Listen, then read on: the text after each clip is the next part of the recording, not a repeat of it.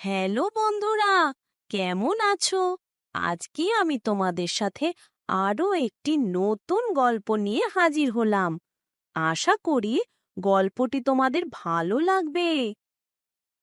এক গভীর রাতে এক ভাঙা বাড়িতে একদল হাস্যকর ভূতের আড্ডা বসেছিল। হঠাৎ তাদের নেতা ভূত মহারাজ ঘোষণা করল, আজ রাতে আমাদের ভূতের নাচের প্রতিযোগিতা হবে। গান ছিল না, তাই ভূত মহারাজ মোবাইলে পুরনো বাংলা গানের রিংটোন বাজালো। গান শুরু হতেই ভূতগুলো অদ্ভুতভাবে নাচতে শুরু করলো। ছোট্ট ভূতুনি নাচতে গিয়ে এক ভূতের লেজে পা দিয়ে দিল।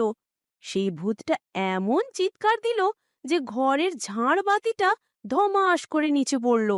শব্দ শুনে সব ভূত জানালা দিয়ে পালালো। ভূতু মহারাজ দৌড়াতে দৌড়াতে বলল, আরে দাঁড়াও, নাচ তো শেষ হয়নি। এভাবেই হাসির ফোঁয়ারা ছড়িয়ে ভূতের নাচের প্রতিযোগিতা শেষ হলো।